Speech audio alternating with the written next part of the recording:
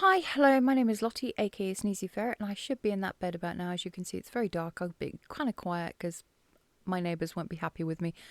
And I don't really want to make this video, but I kind of got to. It's important that I do. So let's get into this. Right. So, over the past few days, a few people have noticed this weird app that's cropped up on their phone, a government wallet thing. And the thing is, nobody downloaded it. So it's just appeared out of nowhere.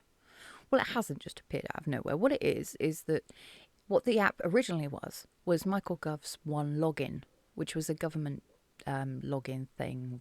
Yeah, it was crap, all right? They poured £330 million into that original project, and they allowed it to go live even though they'd had whistleblowers about how insecure it was.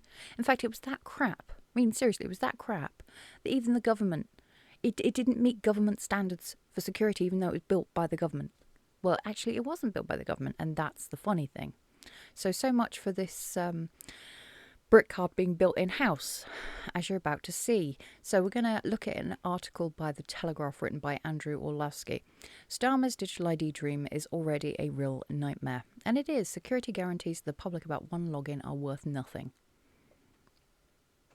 In fact, to be perfectly honest, most things said by Keir Starmer are worth nothing.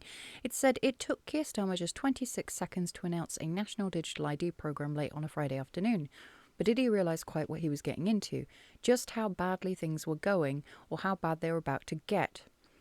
Number 10 promised us a system with security at its core, but the news I can share from the project here today suggests the contrary to his statement. Yeah, he's just rebranding something which already exists. It's already terrible. The conceit that underlies digital ID is that since millions of us are already being roped into a new digital identity system, Michael Gove's One Login, then only a dab of legislation would be needed to complete the exercise. Labour wonks, I could think of worse things to call them, more accurate things, very, very quickly, but why is it in the private sector, incompetence is met with a firing, and in the public sector, the one we pay for, incompetence is met with promotions, more money, and more control and power? Anyway, Labour wonks. I like that. Proposed rebranding a smartphone app called the gov.uk wallet, similar to your Apple or Google wallet. This would be built on top of the One Login platform to hold various credentials like your driving licence, so digital ID would be here before anyone really realised it. We would be boiled so quickly we wouldn't even realise we were in the pot. 12 million One Login identities have been created, and it will be nearer 20 million by the end of the year as company officers are forcibly enrolled by Companies House, where it will be compulsory from November 18. Compulsory, that word that Starmer said it wouldn't be. But the reality of One Login is that security guarantees to the public are worth nothing. I'd say worth less than nothing.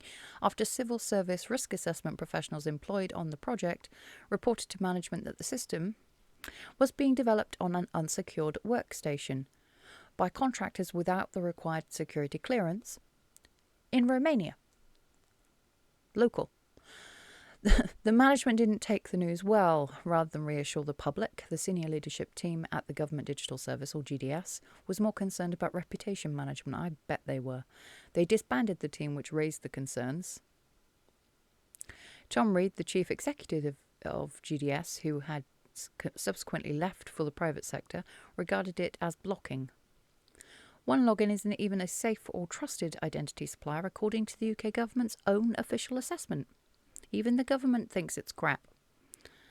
It used to be, but it's lost its formal trust certification against the standards framework operated by the government's technology department. That framework is used to approve the thriving private identity market, including companies such as Yoti. So let's focus on one specific part of the security nightmare: locking down the computers on which the digital identity system is being developed. This may seem an obvious necessity. A parent organisation should know exactly who's on the system and exactly what they're doing. A system should be completely watertight and not be able to run consumer websites such as TikTok or be used to access personal email, both of which expose the device to a risk of a hijack session or the theft of security credentials. But the GDS has traditionally frowned upon such a buttoned-up culture. It's never maintained a pool of lockdown or so-called privileged access workstations. Fun. This matters. It was from an unsecured laptop that hackers were able to gain control of the One Login codebase in March. in the jargon to browse up and was therefore able to bury their own malicious code deep in the one login system. I say hackers because thankfully they were not really hostile intruders and no malware was buried. This was a stress test, known as a red team exercise, in which an assigned contractor takes on the role of an adversary and tries to take control of the system. We must hope that genuinely hostile parties from, say, China or Iran have not already taken advantage of poor security to install malware, which can be done with such apparent ease. Well, don't worry, because if someone does do that, let's say, for example, there's a Chinese spy who wanted to commit espionage in our country, I'm sure we'd deal with it in the justice system. After stories disclosing security concerns appeared in this newspaper in April, GDS was read the Riot Act, but incredibly it still cannot guarantee that devices are locked down and cannot prevent unauthorized devices being used by contractors who do the bulk of the work. Nor does government have an IT team that specializes in building and maintaining these pores. Build in-house. The GDS has been tossed from one part of the civil service, the Cabinet Office, to another, the Department for Science, Innovation and Technology, or DSIT. Since the general election, some staff use 2 laptops. The move was announced 15 months ago, and yet a spokesperson for DSIT merely confirmed that it's underway. DSIT said GDS has a robust device management policy, oh do you, with all members of the team working on one login required to use a corporately managed device. GDS managed devices are monitored by a central security team to detect any malicious activity. Yeah, I'm sure that's worth so much. It's great, I'm sure. The policy is a piece of paper, insiders point out, and it's so robust that it didn't even notice the red team hijack in March. Estonia's digital ID system is regarded by security experts, I know, as one of the most secure designs, and Estonia has been hacked. Yeah, a lot. One login is nowhere near as secure. It does not conform to the mandatory secure by design principles or align with the 39 requirements of the National Cybersecurity Centre's Cyber Assessment Framework, or CAF, which has promised to by the end of 2025. Started 3 years ago.